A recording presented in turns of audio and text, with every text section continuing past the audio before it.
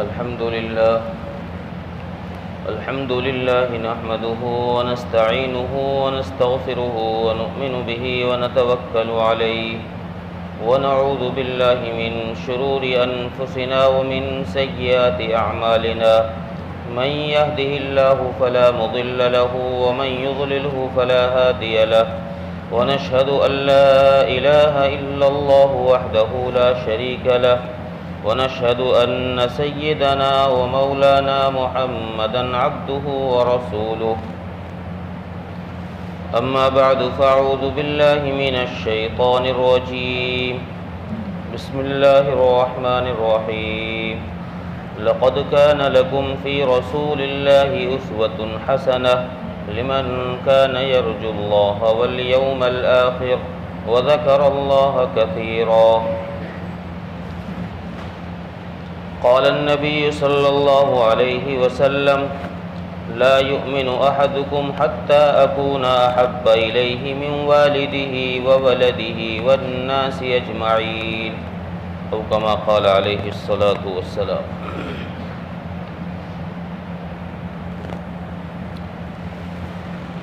واجب الاحترام بزرگوں، عزیزوں، غیور نوجوان دوستوں اور بھائیوں،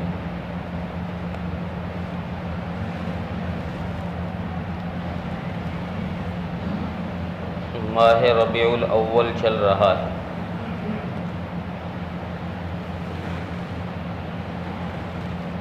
ربیع کے معنی آتے ہیں موسم بہار کے،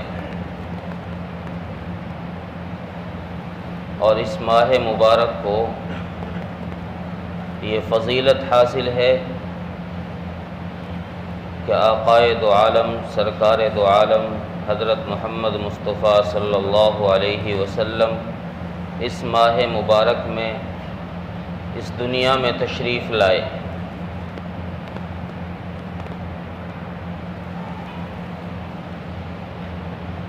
آپ کی آمد عجیب آمد ہے، چونکہ آپ کی پیشین گوئیاں، آپ کے آنے کی بشارتیں، آپ کے دنیا میں تشریف لانے کی خوشخبریاں بہت پہلے سے دی جا رہی تھی۔ پچھلی کتابوں میں آپ کے اوصاف ذکر کیے گئے، آپ کی بشارتیں دی گئی، پچھلے نبیوں کے ذریعے سے یہ بشارتیں دی جا رہی تھی کہ آخر میں ایک ہمارا نبی آئے گا جو سارے نبیوں کا سردار ہوگا۔ تو یہ بشارتیں بہت پہلے سے چلی آ رہی تھی۔ حضرت آمنہ کی روایت ہے، حضرت آمنہ فرماتی ہیں کہ جب آپ میرے پیٹ میں مہمان بن کر تشریف لائے تو جو زچگی کے ایام میں یا حمل کے دوران جو تکلیف اور پریشانی عورتوں کو عام طور سے ہوتی ہے، آمنہ فرماتی ہیں کہ مجھے وہ تکلیف بالکل محسوس نہیں ہوتی تھی، اور آپ کے میرے بطن مبارک میں تشریف لانے کے بعد میرا حال یہ ہو گیا تھا کہ اگر میں کسی روڑے پر چلتے ہوئے کسی پتھر پر پیر پڑ جاتا تو اللہ رب العزت اس پتھر کو میرے لیے روئی کی طرح نرم کر دیتے تھے۔ اور دیہاتوں میں رواج، بہت سارے دیہاتوں میں آج بھی رواج ہے، اس وقت بھی رواج تھا کہ عورتیں کنووں سے پانی نکال کر سروں پر لایا کرتی۔ حضرت آمنہ فرماتی ہیں کہ میں بھی پانی لینے کے لیے اپنی سہیلیوں کے ساتھ جایا کرتی۔ میری سہیلیاں کنویں میں ڈول ڈال کر پانی نکالتی، میرا جب پانی لینے کا نمبر آتا تو وہ پانی خود بخود کنویں کی منڈیر تک آ جاتا اور میں اپنا گھڑا اس سے بھر لیتی۔ اور فرماتی ہیں کہ مجھے حمل کے دوران ایسے عجیب و غریب خواب نظر آتے تھے کہ اس سے پہلے مجھے ایسے خواب نظر نہیں آئے، اور اکثر مجھے نور دکھائی دیتا۔ میں نے اپنے ان خوابوں کا تذکرہ اپنی سہیلیوں سے کیا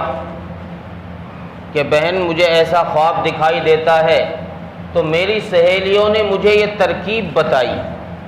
کہ ہمیں جب یہ خواب نظر آتے ہیں تو ہم اپنے گلے میں ایک لوہے کا کڑا بنواتی ہیں، اسے ڈال لیتی ہیں،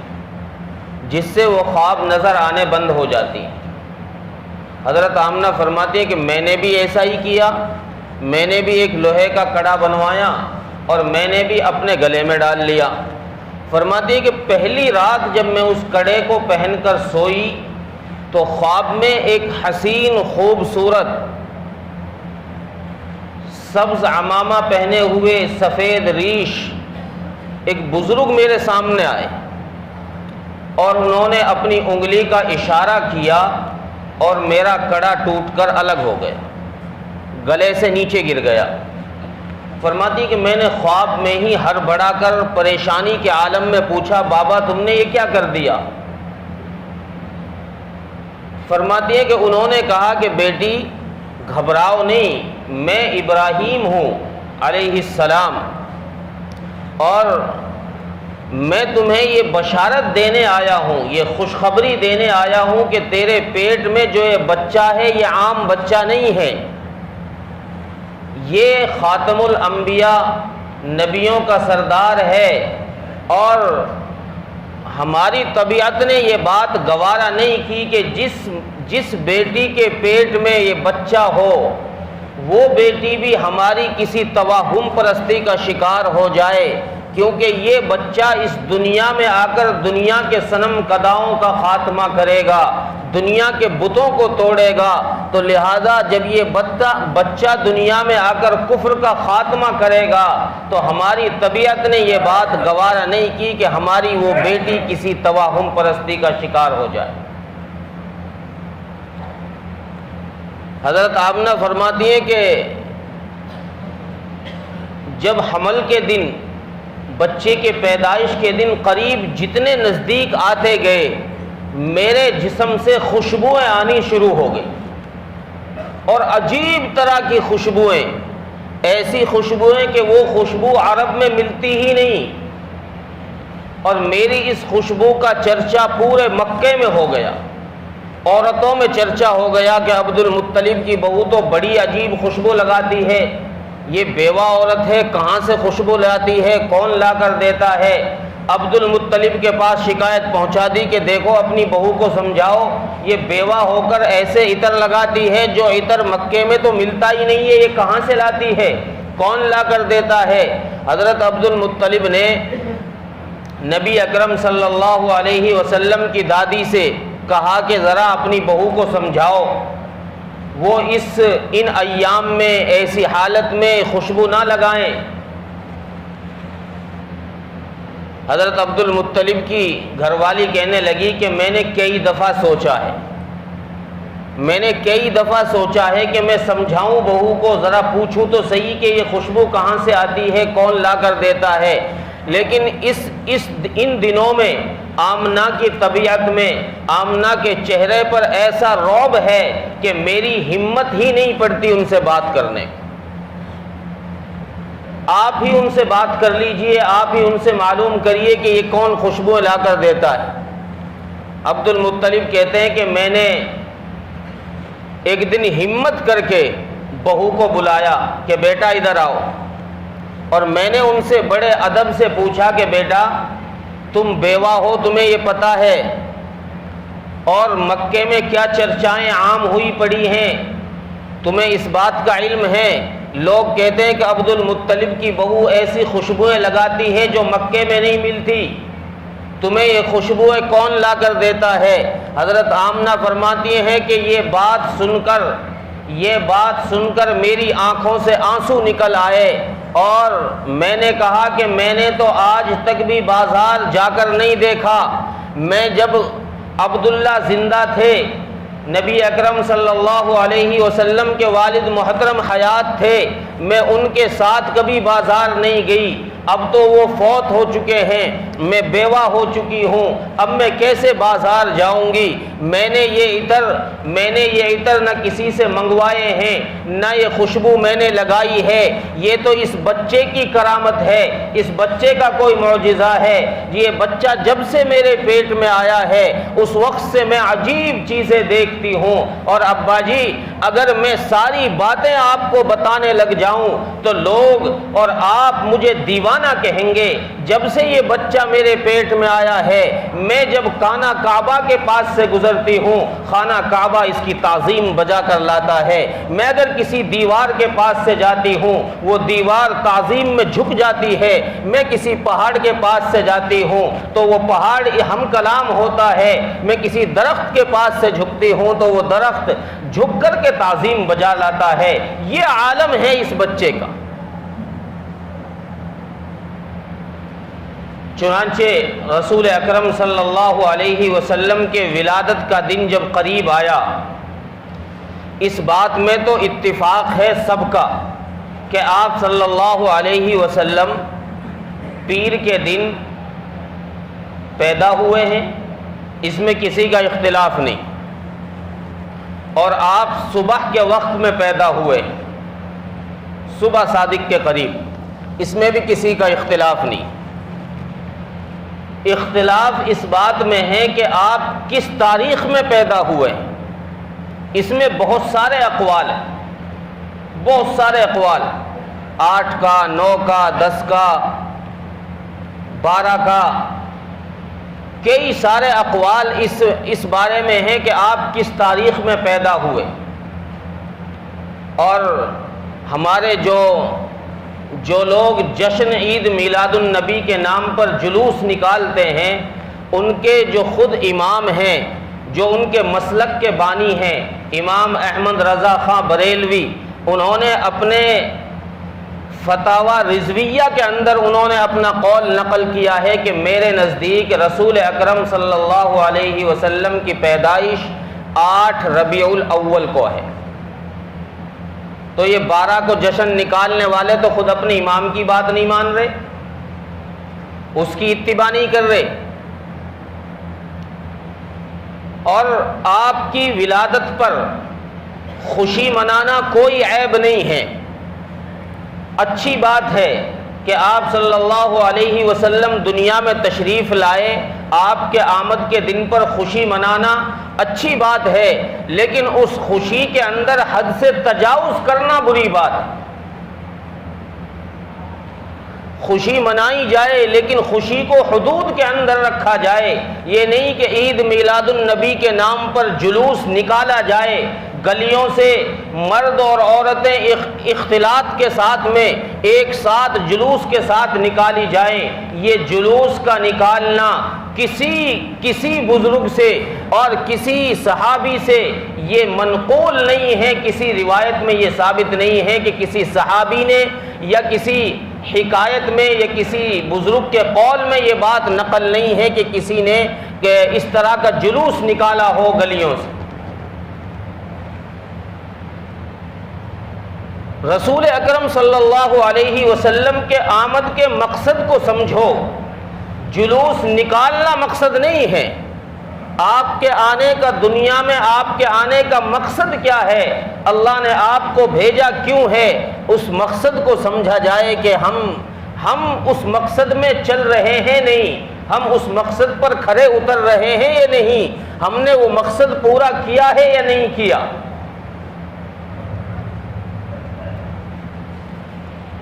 بہرحال یہ تو ایک اختلافی بات تھی۔ تو میں عرض کر رہا تھا کہ آپ صلی اللہ علیہ وسلم کی ولادت کے وقت میں حضرت آمنہ کے پاس میں شفا بنت اسد یا شفا بنت عمر، یہ حضرت عبد الرحمن بن عوف ان کی والدہ ہیں، یہ دائیہ کے طور پر وہاں تھی، لیڈی ڈاکٹر۔ حضرت آمنہ فرماتی ہیں کہ جب ولادت کا وقت قریب آیا تو میرے حجرے کے اندر میں نے 2 دراز قامت لمبے قد کی عورتیں میرے حجرے میں داخل ہوئی اور ان سے جب معلوم کیا گیا کون ہیں تو ایک نے اپنا نام مریم بتایا اور ایک نے اپنا نام آسیہ بتایا، اور فرماتی ہیں کہ گویا یہ جنت سے اللہ تبارک و تعالیٰ نے حضرت آمنہ اور حضرت آسیہ کی رہبری کے اندر، سربراہی کے اندر ایک قافلہ جنت کی حوروں کا بھیجا تھا آپ صلی اللہ علیہ وسلم کی ولادت کے لیے۔ آپ نبی اکرم صلی اللہ علیہ وسلم جب تشریف لائے، جب آپ دنیا میں تشریف لائے تو پورا کمرہ نور سے منور ہو گیا، پورا کمرہ روشن، اتنی روشنی پھیلی۔ حضرت آمنہ فرماتی ہے کہ مجھے ملک شام کے محلات نظر آ رہے تھے، اتنا نور میرے کمرے میں پھیل گیا تھا۔ اور تھوڑی دیر کے بعد ہر ماں کی تمنا ہوتی ہے کہ بچے کو دیکھے، بچے کو گود میں لے۔ حضرت آمنہ فرماتی ہے کہ میں نے جب اپنے بچے کو دیکھنا چاہا تو میں کیا دیکھتی ہوں کہ میرا بچہ سجدے میں اوندھا پڑا ہوا ہے، سجدے کی حالت میں پڑا ہوا ہے، اور مورخین نے لکھا ہے کہ رسول اکرم صلی اللہ علیہ وسلم نے باقاعدہ طور پر سجدہ کیا، جیسے نماز میں سجدہ کیا جاتا ہے، ایک لمبا سجدہ کیا، اور پھر آپ نے الٹے ہاتھ پر سہارا لیا اور سیدھے ہاتھ کی انگلی کو آسمان کی طرف کیا، اور امت کو یہ پیغام دیا کہ لوگوں، ایک اللہ کی عبادت کرانے کے لیے میں دنیا میں آ رہا ہوں، دنیا سے شرک اور بت پرستی کا خاتمہ کرنے کے لیے آ رہا ہوں، اور سجدہ کر کے یہ پیغام دیا کہ میں نماز لانے والا ہوں، اے امت محمدیہ تم نماز کو نہ چھوڑنا۔ اور حضرت عبد الرحمن بن عوف کی والدہ نے نبی اکرم صلی اللہ علیہ وسلم کو گود میں لیا، حضرت آمنہ کی گود میں بٹھایا، لٹایا، اور حضرت آمنہ فرماتی ہے کہ جب میں نے رسول اکرم صلی اللہ علیہ وسلم کو اپنی گود میں لیا تو میرے کمرے میں دھند چھا گئی، بادل آ گیا، میرے کمرے کے اندر بادل آ گیا، غمام، جس کو عربی میں غمام کہتے ہیں، جیسے سردیوں میں دھند ہوتی ہے، ذرا سی دور کی چیز دکھائی نہیں دیتی، 2-3 فٹ کے بعد نظر نہیں آتا۔ حضرت آمنہ فرماتی کہ ایسی دھند میرے کمرے میں چھائی کہ مجھے اپنی گود میں بیٹھا ہوا بچہ نظر نہیں آ رہا تھا، اور اس دھند میں سے آواز آئی، طوفوا بہ مشارق الارض ومغاربها لیعرفوا باسمہ ونعتہ وصورتہ، کہ اس بچے کو مشرق مغرب کی سیر کراؤ، شمال جنوب کی سیر کراؤ، اور دنیا کو بتاؤ یہ وہ شخص ہے، یہ وہ نبی ہے جس کے نقش قدم پر چلو گے تو کامیابی ملے گی، جس کے نقش قدم سے ہٹو گے تو ہلاک و برباد ہو جاؤ گے۔ یہ وہ نبی ہے جس نبی کی نبوت کا سکہ دنیا میں بھی چلے گا، آخرت میں بھی چلے گا، اس نبی کے پیچھے چلو گے تو کامیاب ہو جاؤ گے۔ وہاں کسی کا حسب نسب نہیں چلتا، ابو لہب نسب میں کوئی چھوٹا آدمی ہے، ابو لہب مکے کا سردار ہے، قریشی ہے، ہاشمی ہے، نبی کا چچا ہے، لیکن نبی کے نقش قدم سے ہٹا، اللہ نے فرمایا تبت یدا ابی لہب، ابو لہب ہلاک ہو جائے۔ اور بلال حبشی ہے، غلام ہے، غلام کا بیٹا ہے، حبشی کا بیٹا ہے، لیکن نبی کے نقش قدم پر چلا تو نبی اکرم صلی اللہ علیہ وسلم نے فرمایا کہ میدان حشر میں میں براق پر بیٹھ کر چلوں گا تو میرے آگے آگے میرے سامنے بلال سرخ اونٹنی پر چلے گا، جب میں جنت میں داخل ہوں گا تو بلال میری اونٹنی کی نکیل پکڑ کر آگے آگے چلے گا۔ یہ آسمان سے آواز آئی کہ دنیا والوں کو تعارف کراؤ کہ یہ وہ شخصیت آ گئی ہے، یہ وہ آخری نبی آ گیا ہے۔ اور فرماتی ہے کہ اور آواز آئی آسمان سے، وَهَاتُوا بِخُلْقِ آدَمَ وَمَعْرِفَةَ شِیش، وشجاعة نوح وخلة إبراهيم واستسلام إسماعيل وفصاحة صالح وحكمة لوط وبشرى يعقوب ورضا إسحاق وجمال يوسف وجلال موسى وحب دانيال ووقار إلياس وقلب أيوب ولسان داود وعصمة يحيى وطاعة يونس وزهد عيسى واغمسوه في اخلاق النبیین۔ آسمان سے یہ آواز آئی کہ اس بچے کو آدم کے اخلاق دو، ومعرفت شیش، اس بچے کو شیش کی معرفت دو، وشجاعت نوح، اس بچے کو نوح کی بہادری دو، وخلت ابراہیم، اس بچے کو ابراہیم کی دوستی دو، واستسلم اسماعیل، اس بچے کو اسماعیل کی قربانی دو، وفصاحت صالح، اور اس کو صالح کی فصاحت دو، وحکمت لوط، اور اس کو لوط کی حکمت دو، ورضا اسحاق، اس کو اسحاق کی رضا دو، وبشرى یعقوب، اس کو یعقوب کی بشارت دو، وحب دانیال، اور اس کو دانیال کی محبت دو، وجمال یوسف،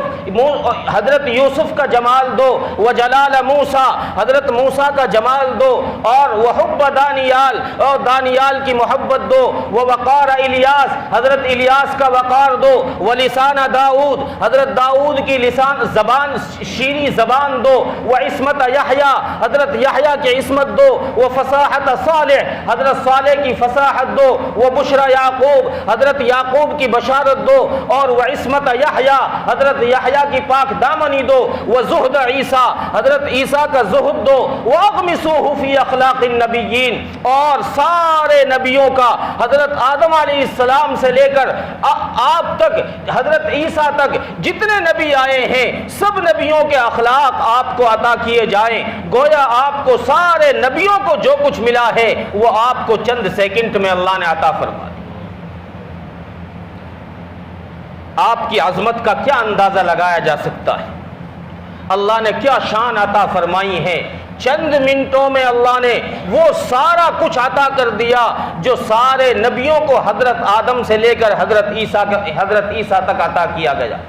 اور پھر آگے 63 سال آپ نے پرواز کی ہے، پھر 63 سال آپ نے پرواز کی ہے، امت کو سبق سکھایا، امت کو درس دیا، جس مقصد کے لیے آپ آئے اس مقصد کو امت کو سمجھایا، لوگوں کو بتایا کہ میں دنیا میں آیا ہوں اس لیے کہ تم میری اتباع کرو گے تو دنیا میں بھی کامیاب ہو اور آخرت میں بھی کامیاب ہو۔ ہمارے نبی پہلے نبی ہیں جس نے یہ کہا، یا ابا سفیان جیتکم بکرامت الدنیا والآخرہ، اے ابو سفیان میں دنیا اور آخرت کی بھلائی لے کر آیا ہوں، میری اتباع کر لو، اللہ دنیا میں بھی عزتوں سے نوازے گا، آخرت میں بھی عزتوں سے نوازے گا۔ یہ آپ کی شان، یہ آپ کا مقام ہے۔ جب آپ تولد ہو گئے، آپ پیدا ہو گئے، پھر یہ سلسلہ آگے جو حضرت